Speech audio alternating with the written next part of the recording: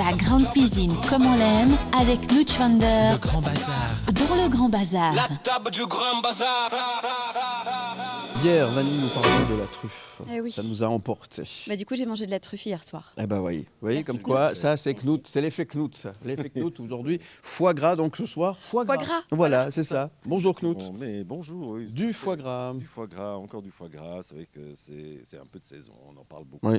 L'approche des fêtes, on en trouve sur les marchés de Noël, on les trouve dans les grands magasins, on en trouve partout. Un peu décrié des fois quand même. Aussi. Comment ? Un peu décrié des fois Oui, quand oui, même. absolument. Justement, on va y venir parce que, Oui. enfin, finalement, est-ce que vous, ici, vous mangez du foie gras ? Oui. Oui, Tout le monde Oui. mange, d'accord. Oui, Et avec c'est de la assumé. truffe. quand c'est au rabais dans les c'est grands un- centres commerciaux.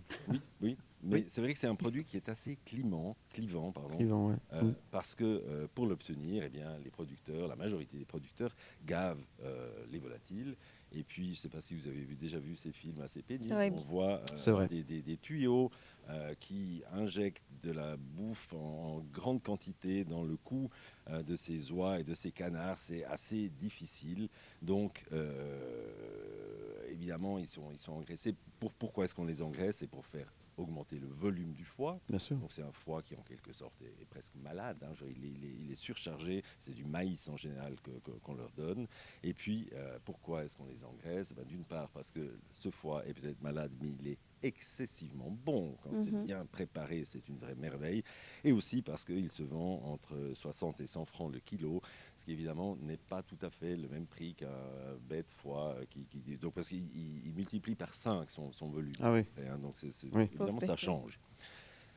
Maintenant, bon, cela dit, la production, vous le savez, elle est interdite en Suisse. Et par contre, on pourrait en plus être amené à voter assez prochainement. D'ailleurs, bon, il n'y a pas de date fixée, je me suis renseigné, mais ça pourrait être l'année prochaine. Est-ce qu'il faut interdire l'importation de foie gras ? Ou au moins le gavage, ce serait déjà bien. Ou le gavage, exactement. Parce qu'effectivement, on peut produire du foie gras d'oie ou de canard non gavé, mais évidemment, le rapport...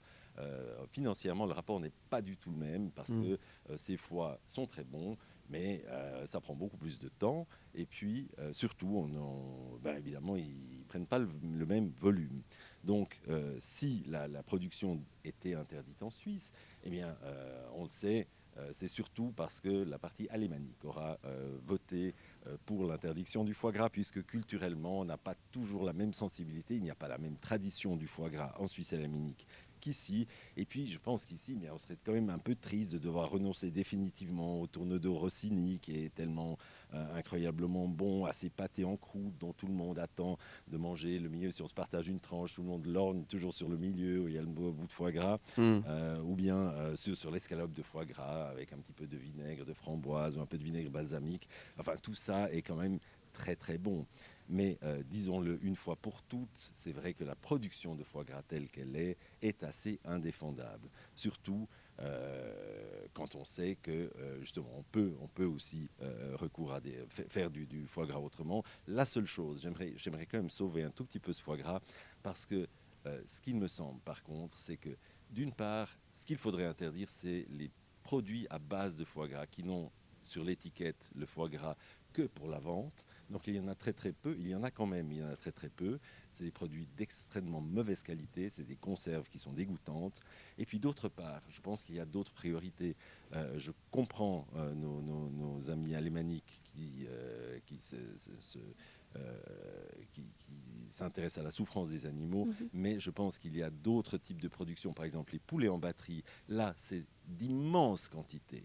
Et donc, si on veut commencer à réglementer, commençons par réglementer là où c'est vraiment important, c'est-à-dire le poulet en batterie ou celui au chlore, puisque c'est un petit peu En effet, d'actualité. Ouais. Je pense qu'on pourrait commencer par ça et continuer à manger du foie gras en petite quantité et, si possible, d'oie non gavée. On a bien entendu. Merci Knut. On se retrouve très très vite. Bon appétit. C'est vrai que maintenant, avec tout ça, c'est un peu cassé l'ambiance. Hein. On va peut-être pas manger du foie gras tout de suite. Moi, je remange de non gavé, justement. Ah bah Je suis c'est très bien, fière de le très dire. très bien. Oui. Eh ben, oui, c'est aussi une solution. Voilà. À part ça, très très bien. Vous avez raison. Merci Knut. On se retrouve demain dans le Grand Bazar. Le Grand Le Bazar. Grand Bazar. Le Grand Bazar. Le Grand Bazar.